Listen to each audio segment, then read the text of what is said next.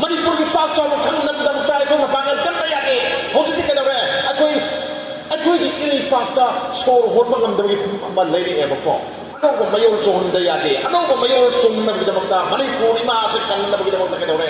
लम्सांग कुंचत अमा मथौ तारे ना बयान से मिलकर तो की पाउडर से पूरे का लाख बने ना आई आहान बदास माइक जगह बको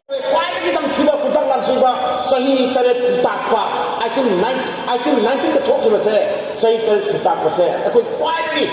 ko tam thiba kutak lan sibani akoi mai mudro bani akoi mai mangro bani ko aduna madugi matung tarakpada akoi se hojik amu kutak lan sibani thok amu thoedana thoe ko baya ai gi rei pa gi thambiramba ai gi namdam ne na yapiramba thang pairaga khudai khongdai setaga pedore khuning sukuk launa kaiba khongup tongda bai pai kusingduna nangi naramni nangi leipak ni ko na pianni se masi phau dai ko na ngak pangamde akoi na ngak pangamde manipur kan pangamde hoji mayam khamir ngani aduna maitai gi lamse nong gi pixel lak patang tawre bako aduna ni ngasi akoi na mayam se nikap thosi akoi pullasi na kholau laure se sin akoi thonthari akoi kandong na mai dai sam pagal sodare ilo siniko laku se mayam khumiro mai yam kalami kedore mai na lomo ware kuki sing na ilami naga sing na ilami akai puruk sing na ilami akoi na kullu hay mafhum da boy kulli lepu hay mafhum da lepi hojik ti kedore langsung na re hojik ti matam da kalami hojik ti kedore akoi sole se kedore khudam le ko mayam ponama ai pandrosi are kuki singi landa da akoi ponama lanje na re hojik katra matai singa tapi yai pa kallu haina tabir ro da mapu gi bana ko da lauri india da lauri da khonna akoi kallu ha bra india da lakra india ro kan mangamra namte ko du bawa kara da sakre akoi athau bonen le ma mayam kai sakre manipur kana na kalli holim sine bako sigba lur batang humsida ai gi ima lai pak sik kaden da bagi makta akoi tai khadana kai bakhar tawda ba yade ado akoi se kayam solade hai se sida koira bani ko khanga bani ko akoi sharmai lam ngam de dana mayam ko ba mori da le ma mayam tale dana sumiko susan ko da le mai ko gi mate mayam tale dana mati nung sa hai dai ne nung sa mas mai to bro makutta ma pang kan ba makutta kulai pai ko ngamba moina mari pak kan na ba thok daga di kana na mari pak kan ni nupi si lan pang ba chat pani nupi na lan chang ba ya ga tro aduna ngasi di ke daure imai ber sunna nasa sido sintho hogato mari pak kan ro hairo nazati kan ro hairo nangi phurp kan ro hairo nakragadi ke daure nasa sindu na khan da kolaga mari pa kan badi amoi thudang osanu sai bo nan di yaw ba ya de tawragadi ai le pa kana gi kana na kan gadi nasa sin thadu ro mari pa kan da bagi da bakta nupa sin hogo na khoi da hogo da kana na hogo kani sile bako aduna akoi mapangal yawde sikarino nupa ko mamayam se kedore magi laigada ba thonga lerekre thokada ba porse mapang do thokpang ngam de ba ko masi kana no nupi sing na do pong change ba ko si ma number 1 son ba ki kwai ga maru ba maram mission yawta mai mission yawde ko hoje manipur lai ba mayam se mayam na di hai ne ba ko mai gi machine se sai da sung langa thin sai da lai kan da mai ngang tang ngai bu oi ba ning wa ne ko थाइनगी लाइगी वारीदा थंजिंग चिंगसिना थंजिंग लाइसिना Loktak Pasi उरगा इसिंग नाक गायरे न खलगा माना इसिंग दो नुंग ताबदु याम नुंग याम ताहंदे हाय करिनो नुंग याम ताहंदे कयोगा आई प्रजाबा आई गी मियान सिंगसे इसिंग हुद गायरे बनिना आई नुंग याम कन तारोगदि मोय अवाबा नंगने नुंग ताहंदे अदुना थंजिंग न कुम तमदि इकं थोयेना हायनि बयान होता समिको सिंग पोसे सुमाय तोगला ai khoi se ke dore ꯑꯩꯈꯣꯏꯒꯤ ꯃꯄꯥꯡꯒꯜ ꯌꯥꯎꯗꯕꯒꯤ ꯃꯔꯝꯁꯦ ꯃꯤꯁꯤꯡ ꯌꯥꯝꯗꯕꯅꯦ ꯍꯥꯏꯁꯦ ꯁ꯭ꯋꯥꯏꯗ ꯂꯥꯡꯉꯊꯦꯟꯗ ꯅꯨꯄꯤ ꯃꯌꯥꯝꯁꯤꯅ ꯑꯩꯈꯣꯏ ꯃꯁꯦꯟ ꯉꯥꯛꯇ ꯎꯕꯅꯤꯅ ꯌꯥꯝꯅ ꯀꯟꯕ ꯅꯤꯡꯕ ꯋꯥꯅꯦꯕꯀꯣ ꯑꯩꯈꯣꯏꯁꯦ ꯃꯤꯁꯤꯡ ꯌꯥꯎꯗ꯭ꯔꯦ ꯃꯄꯥꯡꯒꯜ ꯌꯥꯎꯗ꯭ꯔꯦ ꯃꯤꯁꯤꯡ ꯌꯥꯎꯗ꯭ꯔꯗꯤ ꯃꯄꯥꯡꯒꯜ ꯌꯥꯎꯗꯦ ꯃꯌꯥꯝ ꯈꯪꯗꯣꯏꯁꯦ ꯈꯪꯕꯤꯌꯨꯀꯣ ꯑꯩꯈꯣꯏꯅ ꯃꯄꯥꯡꯒꯜ ꯌꯥꯎꯗꯕꯒꯤ ꯃꯔꯝꯗꯤ ꯃꯤꯁꯤꯡ ꯌꯥꯝꯗꯕ ꯀꯨꯀꯤꯅ ꯃꯄꯥꯡꯒꯜ ꯀꯟꯈꯠꯂꯛꯏꯁꯦ ꯀꯩꯒꯤꯅꯣ ꯃꯤꯁꯤꯡ ꯌꯥꯝꯈꯠꯂꯛꯄ ꯑꯩꯈꯣꯏꯅ ꯍꯟꯊꯔꯛꯄ ꯌꯥꯏꯀꯣ ꯑꯗꯨꯅ ꯀꯩꯗꯧꯔꯦ ꯃꯤꯁꯤꯡ ꯌꯥꯝꯗꯕꯒꯤ ꯃꯔꯝ ꯀꯔꯤꯒꯤꯅꯣ ꯑꯉꯥꯡ ꯄꯣꯛꯇꯦ ꯅꯨꯄꯤꯁꯤꯡꯁꯦ ꯑꯉꯥꯡ ꯄꯣꯛꯇꯦ ꯑꯃ ꯄꯣꯛꯒ ꯌꯥꯔꯦ ꯊꯥꯛꯄ ꯉꯝꯃꯣꯏ ꯆꯨꯝꯃꯤꯀꯣ ꯑꯅꯤ ꯄꯣꯛꯑꯗꯤ ꯂꯣꯏꯔꯦ ꯍꯔꯥꯎꯕꯗ ꯌꯥꯔꯦ ꯇꯣꯛꯑꯣ ꯆꯨꯝꯃꯤꯀꯣ ꯃꯌꯥꯝ ꯂꯩꯀꯥꯏꯁꯤꯗ ꯑꯝꯇ ꯍꯥꯏꯖꯒꯦꯅꯦ ꯑꯉꯥꯡ 8 ꯄꯣꯛꯄ ꯀꯌꯥ ꯌꯥꯎꯒꯦ ꯈꯨꯠ ꯑꯃ ꯊꯥꯡꯒꯠꯄꯤꯌꯨ 8 ꯄꯣꯛꯄ ꯀꯌꯥ ꯂꯩꯒꯦ ꯍꯥꯏꯕꯤꯌꯨꯅꯦ ꯂꯩꯔꯝꯃꯣꯏꯀꯣ 시내밖에 그리고 안강 뽑기를 생각하신다 아따이 뱀들이 났대고 아한보다 안강심도 아코이나 마이 마시는 지냈던 비방은 뭐이 하이바시마 넘버 1 쏘미고 마법 턴나 피자방은 뭐이 하이바 아마 넘버 2 넘버 3 라인 라시는 지냈던 비방은 뭐이 하이바 아마 쏘미드라 쏘미고 시 홍진이고 ay atau lebat Hanoi Italy cakap lebat ni ko Europe country dali ko ni ko mi ni ka daw re angang po ko se hindi po uhay mo di po kaya di mo nang na po ko kaya ginawa ka da mission yaw tre po ko yaw da manila mo gi le pa ko mo gi phumla e aduna ka daw re larit ka free share tin yaro private o gira government o gira share tin yadi mo tang mong tamang gani Saba free, layan ba free? Adong po kanida ako dyan ay doroti. Ha? Ako dyan ay ang pohong diba? Kaya nga kada ay sukilang tawagi. Kamay ito ang siyempre na po naman. Natra, ang siyempre pagdaan siya daw eh. Gamin ang oitara kadi. Kaya na ang po dyan o sini. Sumiko, ano di ako kayo haytara ako may ang pula si kongchat siga noy na ako kita ore mission hegat ang nabigay magta ako angang yam na pok tabayade angang semagi thogdang mama mapa ako no oiroy gamen noy no oyu sayang thogda ako liam na lalik tamalo angang mayam sing yako ako puk than na pijaw number 2 number 3 kita ore ako gi ana laying se lupa na tingin gano ay niyang ba doktor na yung aluta test to bagi amulo so nakada na high level ko sek minister di haksel di teng bang ni high level ko ada salo ni chi do sakti ne chi sakti ne ha chi sakta bnida mayang kami rang manida kedore atu ke di ako ni CMIC ki card sa yaudi atu test to bagi yaudi operation ki yaudi atu ki yaudi natra aduni ba tawis aduni mayam singse akoi gamena puthok pi bata bane ko adu puthok hai ta ba na to aduni ka dawre adu hai ba di hojik le ba mamang da pa le ba gamen sida hai ba ya gadra ai khaja de ai udong wande ai khang ne ba ko khoi je mam khang ne ba ko ai gamen su sai je roi aduga mamang da pan ba su sai je roi adubu ai na hai da ba ya da ba ma di le ano ba yawl ama tangay fadi ano ba yawl hay base kwai bi hama on gada badi karino ay koi isa on gada mani aduga ay koi rajniti english na politics ay se ay koi tongbe ya de ko politics ta mai person se ba ko politics ay kaino mayang kambilang gani lupa sanga lorogan lising loroga vote pi budun na te ko adu politics na te adu di kadawre ay minay o jag ibane ko PPP mane ba ay hapsi ne thok mane ba natra adu yulu ban natra MLA mga manine tatale maroy ne MLA mang re ko ji mayang khangi ko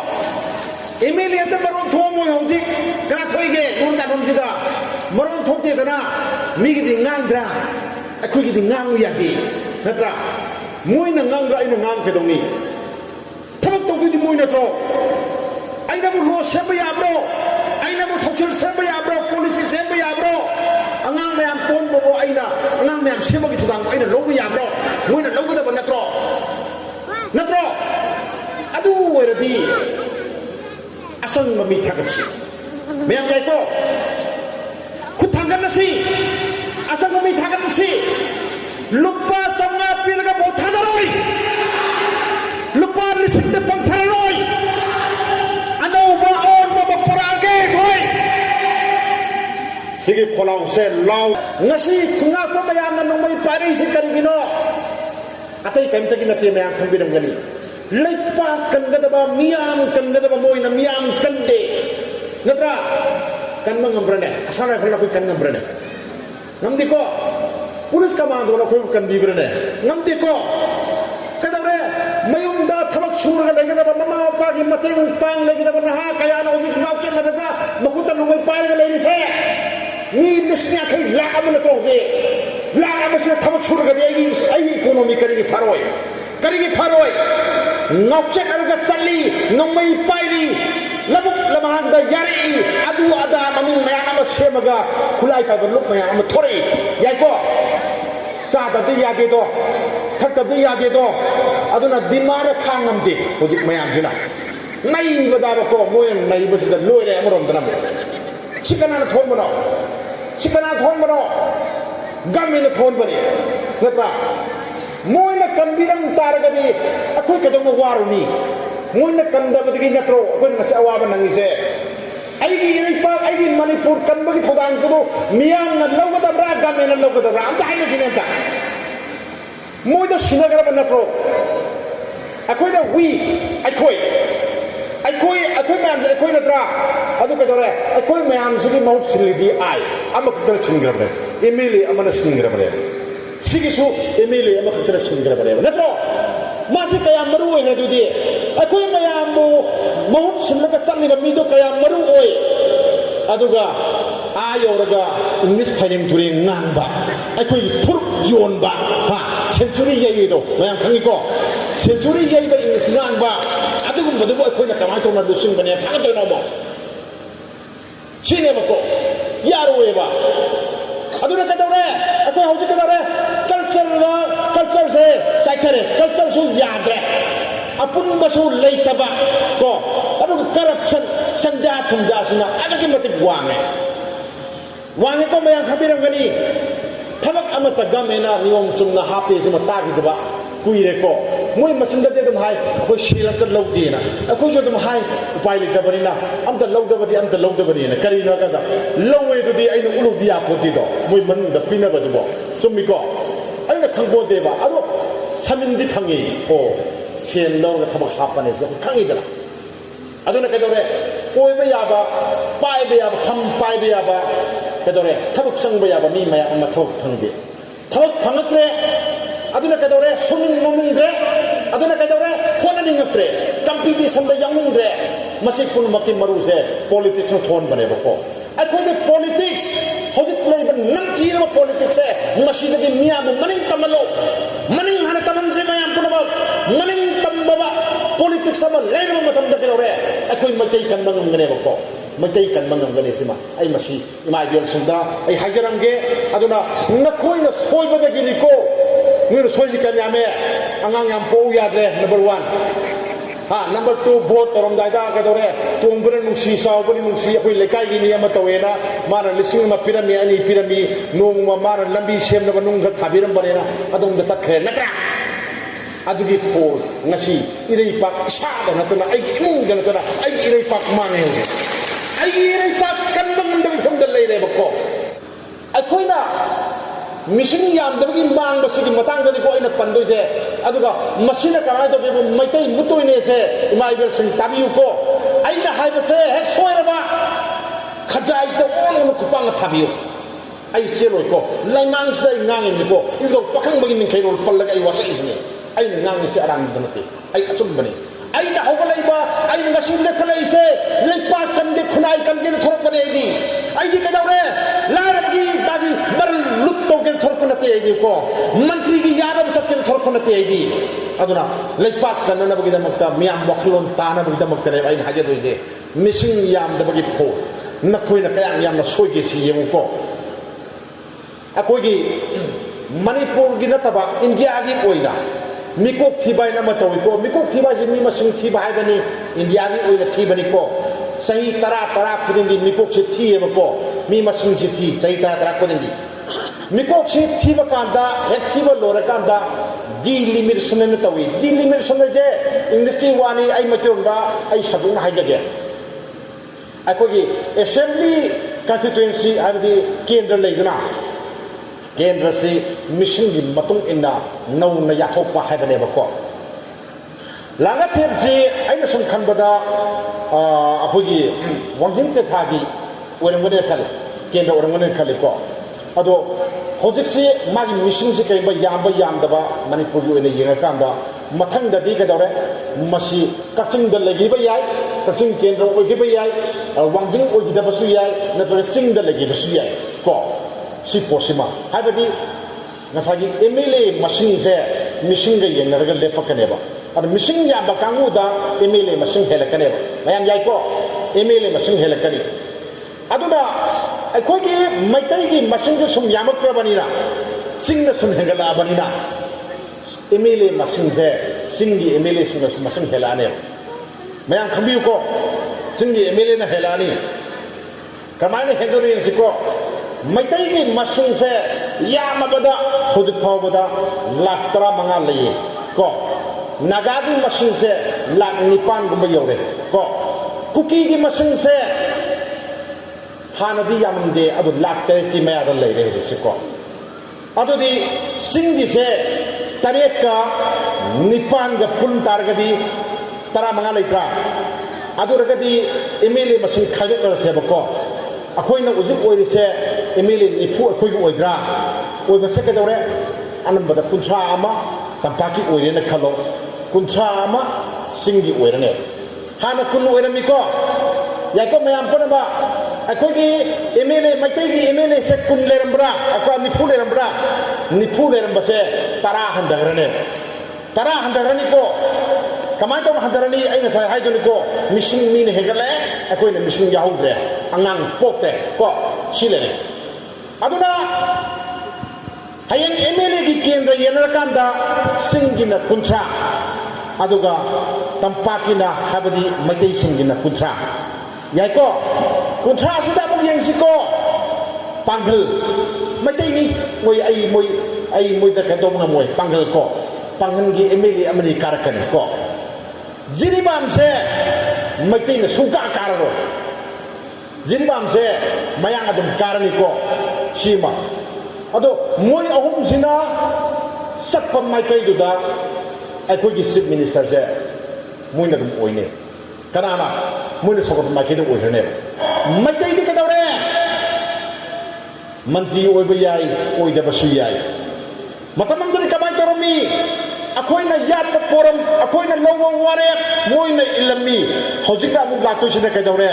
moina lobo ware maitai ne indoi ko ma bi thambiu ko maitai ki simi sa uroi ko no mayam uroi ko no mayam ngang pok de torin si ko sini matam mamada di kadore ma bi sin yang bio ko tumai ba seng du khambi ba yarong mani tumai su pai ama lokpa ama khak lokpa sing saw dana ama taw na lok pa ya na sang pai ama lokpa imung do macha tara mari poe ko macha tara mari po lai la sung sina hitaba khoning dai mayam do manap soba mayam do maduna manipur kalam ni ko amam tapokpa ni natha nung da mani do no yokchari ba nasa mayam do amam pok mayam do aduna manipur kan ngam dedana ya dana kan ngam de ko hojik tudore hojik tawrani masang thirani ko parliament ka lauthokre 2020 ga 6 ngasi 2024 yore dana 5 6 sahi ani da ngaire adu delimitation tawne haire sahi ani di manungda maitai gi emele nifu oiram base maitai gi emele kaya da kuncha da handara ane ko aduna chief minister oirero emele masing yaudre aduna kadore policies thoksil am da sebang namdana moigi yakai yenga moina ngakpa moina sebal lo sido akoi ilaga sat patai sine ko ꯑꯗꯨ ꯑꯣꯏꯔꯗꯤ ꯃꯩꯇꯩꯁꯦ ꯃꯄꯥꯡꯒꯜ ꯀꯜꯂꯤ ꯍꯥꯏꯗꯣꯏꯕ꯭ꯔꯥ ꯃꯩꯇꯩ ꯃꯨꯠꯂꯣꯏ ꯍꯥꯏꯗꯣꯏꯕ꯭ꯔꯥ ꯑꯝꯇ ꯍꯥꯏꯕꯤꯌꯨꯅꯦ ꯃꯩꯇꯩ ꯃꯨꯠꯂꯤ ꯃꯨꯠꯇꯦꯁꯤꯗ ꯍꯥꯏꯕꯤꯌꯣꯕꯀꯣ ꯃꯩꯇꯩ ꯃꯨꯠꯄ ꯃꯩꯇꯩ ꯃꯨꯠꯂꯅꯤ ꯍꯥꯏꯁꯦ ꯑꯩꯈꯣꯏ ꯃꯩꯇꯩꯁꯦ atom bomb ꯑꯃ ꯇꯥꯔꯛꯑꯒ ꯁꯤꯔꯅꯤ ꯍꯥꯏꯕ ꯅꯠꯇꯦ ꯃꯤ ꯐꯝꯅ ꯂꯦꯞꯅ ꯑꯩꯈꯣꯏꯁꯦ ꯀꯩꯗꯧꯔꯦ ꯍꯤꯡꯕꯒꯤꯅꯦ ꯃꯍꯥꯎ ꯑꯃꯠꯇ ꯌꯥꯎꯗꯅ ꯅꯣꯏ ꯀꯔꯤꯝ ꯇꯧꯉꯝꯃꯣꯏꯗꯣꯏꯅꯦꯕ ꯍꯧꯖꯤꯛꯅ ꯄꯥꯡꯒꯜ ꯀꯜꯂꯤ ꯍꯥꯏꯁꯤꯗꯤ ꯀꯩꯗꯧꯔꯦ ꯍꯥꯏꯕ꯭ꯔꯥ ꯄꯣꯂꯤꯇꯤꯀꯦꯜ ꯄꯥꯋꯔꯁꯦ ꯑꯩꯈꯣꯏ ꯈꯨꯠꯇ ꯂꯩ ꯍꯧꯖꯤꯛ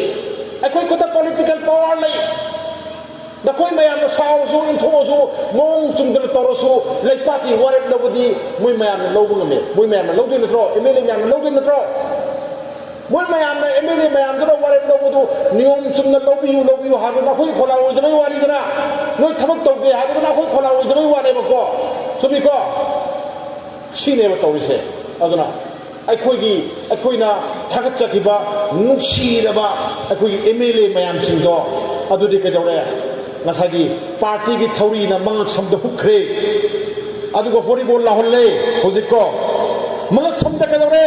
ꯉꯁꯥꯏꯒꯤ ꯀꯩꯅꯣꯒꯤ ꯑꯩꯈꯣꯏꯒꯤ ꯃꯣꯏ ꯄꯥꯔꯇꯤ ꯄꯣꯂꯤꯇꯤꯀꯦꯜ ꯄꯥꯔꯇꯤꯒꯤ ꯂꯩꯗꯅ ꯑꯩ ꯑꯇꯩ ꯄꯜꯂꯔꯣꯏ ꯄꯥꯔꯇꯤ ꯃꯌꯥꯝꯒꯤꯅꯦ ꯊꯧꯔꯤꯅ ꯍꯨꯛꯈ꯭ꯔꯦ ꯑꯗꯨ ꯀꯩꯗꯧꯔꯦ ꯃꯃꯥ ꯂꯩꯄꯥꯛ ꯍꯥꯏꯕꯗꯣ ꯑꯩꯒꯤ ꯏꯔꯩꯄꯥꯛ ꯍꯥꯏꯕꯗꯨꯅꯅꯦ ꯇꯨꯡꯗ ꯂꯪꯊꯣꯛꯑꯝꯃꯦꯕꯀꯣ ꯑꯗꯨꯅ ꯀꯩꯗꯧꯔꯦ ꯗꯦꯜꯂꯤꯗ ꯅꯣꯛꯄ ꯀꯥꯟꯗ ꯃꯣꯏꯅ ꯅꯣꯛꯄ ꯉꯝꯖꯔꯦ ꯀꯣ ꯗꯦꯜꯂꯤꯗ ꯊꯧꯔꯝ ꯑꯃ ꯄꯥꯡꯊꯣꯛꯄ ꯃꯇꯝꯗ ꯃꯗꯨꯗ ꯌꯥꯎꯕ ꯐꯪꯉꯗꯤ ꯂꯣꯏꯖꯔꯦ ꯅꯠꯇ꯭ꯔꯥ ꯁꯣꯝ ꯅꯥꯀꯟꯗ ꯌꯨꯝ ꯃꯌꯥꯝ ꯑꯃ ꯃꯩ ꯊꯥꯔꯦ ꯏꯃꯥ ꯃꯌꯥꯝ ꯑꯃ ꯃꯃꯤꯠꯇ ꯃꯄꯤ ꯇꯥꯔꯤ ꯑꯗꯒꯤꯗꯤ ꯀꯩꯗꯧꯔꯦ ꯅꯧꯔꯕ ꯅꯍꯥ ꯃꯌꯥꯝ ꯑꯃ ꯀꯩꯗꯧꯔꯦ ꯃꯌꯨꯝ ꯂꯩꯇꯗꯅ ꯊꯕꯛ ꯁꯨꯐꯝ ꯅꯣꯝꯐꯝ ꯂꯩꯇꯗꯅ ꯀꯌꯥꯝ ꯋꯥꯅ ꯈꯥꯡꯉꯤ ꯑꯩꯈꯣꯏ ꯍꯧꯖꯤꯛ ꯌꯦꯡꯉꯨꯀꯣ ꯑꯗꯨꯒ ꯑꯁꯣꯝꯗꯅ ꯑꯦꯝ ꯑꯦꯜ ꯑꯦꯁꯤꯡꯅ ꯀꯩꯗꯧꯔꯦ ꯗꯦꯜꯂꯤꯒꯤ ꯄꯨꯡꯂꯣꯟꯗ ꯖꯒꯣꯏ ꯁꯥꯔꯒ ꯂꯩꯈ꯭ꯔꯦ ꯑꯩꯈꯣꯏꯒꯤ ꯑꯣꯏꯗ꯭ꯔꯦ ꯑꯩꯈꯣꯏꯒꯤ ꯏꯃꯥ ꯂꯩꯄꯥꯛꯀꯤ ꯑꯣꯏꯗ꯭ꯔꯦ ꯏꯃꯥ ꯂꯩꯄꯥꯛꯀꯤ ꯑꯦꯝ ꯑꯦꯜ ꯑꯦ ꯁꯦꯝꯁꯤꯀꯣ ꯃꯌꯥꯝ ꯄꯨꯝꯅꯃꯛ ꯌꯥꯏꯀꯣ ꯑꯅꯧꯕ ꯂꯥꯡꯑꯣꯟ ꯑꯃ ꯑꯩꯈꯣꯏꯒꯤ ꯄꯣꯂꯤꯇꯤꯛꯁ ꯑꯩꯈꯣꯏꯒꯤ ꯃꯅꯤꯄꯨꯔ ꯀꯟꯒꯗꯕ ꯃꯤ ꯁꯦꯝꯁꯤ ꯈꯨꯟꯅꯥꯏ ꯀꯟꯕ ꯉꯝꯒꯗꯕ ꯃꯤ ꯁꯦꯝꯁꯤ ꯀꯣ ꯃꯥꯒꯤ ꯂꯨꯄꯥ 2,000ꯗ ꯄꯪꯊꯔꯒꯨꯝꯁꯤ ꯀꯣ ꯌꯨꯝ ꯄꯥꯟꯕꯁꯤ ꯆꯠꯅꯔꯝꯃꯦꯕꯀꯣ ꯒꯃꯦꯟꯒꯤ ꯊꯕꯛ ꯇꯧꯕ ꯆꯠꯅꯗꯦ ꯀꯩꯁꯨ ꯈꯟꯅꯗꯦ ꯂꯧꯅꯗꯦꯕꯀꯣ ꯀꯅꯥꯝꯇꯁꯨ ꯋꯥꯔꯧꯅꯗꯦ ꯑꯗꯨꯒ ꯀꯔꯤ ꯆꯥꯗꯣꯏꯅꯣ ꯀꯔꯤ ꯊꯛꯇꯣꯏꯅꯣ ꯅꯣꯏꯅ ꯅꯧꯅ ꯃꯌꯨꯝ ꯄꯥꯜꯂꯤꯁꯤ ꯃꯣꯏꯁꯦ ꯀꯅꯥꯝ ꯍꯪꯅꯗꯦ ꯀꯜꯆꯔꯅꯤ ꯀꯔꯤꯒꯤꯅꯣ ꯍꯥꯏꯀꯥꯟꯗ ꯅꯨꯄꯥꯁꯨ ꯃꯈꯨꯠ 2 ꯄꯥꯜꯂꯤ ꯃꯌꯨꯝ ꯄꯥꯜꯂꯛꯀꯗꯧꯔꯤꯕ ꯅꯨꯄꯤꯗꯨꯁꯨ ꯃꯈꯨꯠ 2 ꯄꯥꯜꯂꯤ ꯁꯨꯔꯒ ꯅꯣꯝꯃꯒ ꯆꯥꯖꯅꯤ ꯁꯤ ꯅꯠꯇ꯭ꯔꯣ ꯍꯧꯖꯤꯛꯇꯤ ꯁꯨꯅꯤꯡꯗꯦ ꯅꯣꯝꯅꯤꯡꯗꯦ ꯃꯌꯥꯝ ꯄꯨꯝꯅꯃꯛꯁꯤꯡꯁꯦ ꯃꯌꯥꯝ ꯈꯪꯕꯤꯔꯝꯒꯅꯤ ꯁꯨꯅꯤꯡꯗꯦꯀꯣ ꯁꯨꯗꯅ ꯅꯨꯡꯉꯥꯏꯅꯤꯡꯕ ꯃꯤ ꯃꯁꯤꯡ ꯌꯥꯝꯈꯠꯂꯛꯏ ꯀꯣ ꯑꯗꯨꯅ ꯁꯨꯗꯅ ꯅꯨꯡꯉꯥꯏꯅꯤꯡꯕ ꯃꯤꯒꯤ ꯃꯌꯨꯝ ꯋꯥꯡꯈꯠꯂꯒꯗꯤ ꯃꯤ ꯃꯁꯤꯡ ꯌꯥꯝꯈꯠꯂꯒꯗꯤ ꯀꯩꯗꯧꯔꯦ ꯍꯨꯔꯥꯟꯕꯒꯤ ꯃꯁꯤꯡꯗꯨ ꯋꯥꯡꯈꯠꯂꯛ ꯇꯥꯕ ꯁꯤꯅ ꯅꯠꯇ꯭ꯔꯣ ꯗ꯭ꯔꯒ ꯀꯔꯕꯥꯔ ꯇꯧꯕ ꯍꯦꯟꯒꯠꯂꯛꯏꯁꯦ ꯗ꯭ꯔꯒ ꯂꯂꯣꯟꯕ ꯍꯦꯟꯒꯠꯂꯛꯏꯁꯦ ꯁꯤ ꯅꯠꯇ꯭ꯔꯣ ꯑꯩꯈꯣꯏ ꯃꯤ ꯉꯥꯛꯇ ꯇꯥꯏꯅꯒꯨꯝꯁꯤꯗ ꯀꯨꯀꯤ ꯉꯥꯛꯇ ꯇꯥꯏꯅꯒꯨꯝꯁꯦꯕ ꯑꯩꯈꯣꯏꯒꯤ ꯑꯁꯣꯏꯕꯁꯨ ꯑꯝꯇ ꯌꯦꯡꯁꯦꯕꯀꯣ ꯑꯩꯈꯣꯏꯒꯤ ꯑꯔꯥꯟꯕꯁꯨ ꯑꯝꯇ ꯌꯦꯡꯁꯦꯕꯀꯣ ꯁꯤꯅꯦꯕꯀꯣ ꯑꯩꯈꯣꯏꯅ ꯆꯥꯗ꯭ꯔꯒꯕꯨ ꯃꯣꯏ ꯂꯂꯣꯟꯒꯗ꯭ꯔꯣ ꯀꯩꯗꯧ ꯆꯥꯕꯤꯔꯤꯅꯣ ꯁꯤꯡꯗ ꯅꯣꯏꯒꯤ ꯑꯉꯥꯡ ꯃꯌꯥꯝ ꯅꯆꯥ ꯅꯁꯨ ꯃꯌꯥꯝꯁꯤꯡꯗꯣ ꯆꯠꯊꯣꯛ ꯈꯣꯠꯇꯣꯛꯄꯗ ꯂꯥꯏ ꯇꯤꯟ ꯑꯣꯟꯅꯗꯅꯅꯦꯅ ꯃꯅꯝ ꯅꯝꯕ ꯇꯣꯛꯄꯤꯔꯣ ꯅꯝꯕꯤꯔꯨꯅꯨꯀꯣ ꯆꯠꯊꯣꯛꯑꯝꯗꯥꯏꯗ ꯂꯥꯎꯅ ꯏꯃꯥ ꯏꯕꯨꯡꯉꯣ ꯏꯃꯥ ꯃꯅꯝ ꯑꯝꯇ ꯅꯝꯒꯦꯁꯦ ꯇꯣꯛꯄꯤꯔꯣ ꯍꯧꯖꯤꯛꯇꯤ ꯍꯜꯂꯛꯄꯗ ꯅꯝꯃꯣ ꯃꯅꯝꯗꯣ ꯅꯪ ꯂꯥꯏ ꯇꯤꯟ ꯑꯣꯟꯅꯔꯛꯄ ꯃꯌꯥꯝꯗꯣ ꯏꯃꯥꯅ ꯂꯧꯍꯧꯗꯣꯏꯅꯤꯅꯅꯦ ꯃꯆꯤꯟꯗ ꯈꯔ ꯆꯨꯞꯄꯤ ꯃꯀꯣꯛꯇ ꯈꯔ ꯆꯨꯞꯄꯤ ꯍꯨꯃꯥꯡ ꯃꯅꯝ ꯀꯔꯤ ꯃꯅꯝ ꯅꯝꯃꯤ ꯁꯤꯅꯝ ꯅꯝꯕ꯭ꯔꯥ ꯑꯗ ꯌꯨ ꯊꯛꯂꯛꯄ ꯊꯛꯇꯕ꯭ꯔꯥ ꯅꯝꯕꯔ 4 ꯆꯥꯕ꯭ꯔꯥ ꯆꯥꯗꯕ꯭ꯔꯥ ꯍꯥꯏꯁꯦ ꯅꯆꯥꯗꯨꯒ ꯃꯤꯅꯤꯠ ꯑꯃꯗꯗꯤ ꯆꯨꯝꯅꯗꯅ ꯈꯣꯠꯅꯗꯅ ꯌꯦꯡꯕꯤꯌꯣꯕ ꯅꯆꯥꯁꯤꯡꯗꯣ ꯅꯆꯥꯒꯤ ꯂꯝꯕꯤ ꯈꯪꯒꯅꯦꯕꯀꯣ ꯅꯆꯥꯒꯤ ꯑꯁꯣꯏꯕꯗꯨ ꯈꯪ ꯇꯥꯔꯒꯗꯤ ꯃꯃꯥ ꯑꯣꯏꯔꯦꯗꯅ ꯅꯠꯇ꯭ꯔꯥ ꯃꯃꯥ ꯑꯣꯏꯔꯦꯗꯅ ꯍꯧꯖꯤꯛꯇꯤ ꯃꯃꯥ ꯑꯣꯏꯗꯦ ꯑꯗꯨ ꯁꯔꯨꯛꯄꯗꯤ ꯄꯥꯟ ꯗꯨꯀꯥꯟꯗ ꯁꯦꯟꯗꯤ ꯂꯩꯇꯦ ꯍꯥꯏ ꯂꯨꯄꯥ 10 ꯄꯤꯕ ꯖꯔꯗꯥ ꯆꯥꯕꯗꯤ ꯉꯝꯃꯤ ꯅꯠꯇ꯭ꯔꯥ ꯄꯩꯁꯥ ꯂꯩꯇꯦ ꯍꯧꯖꯤꯛ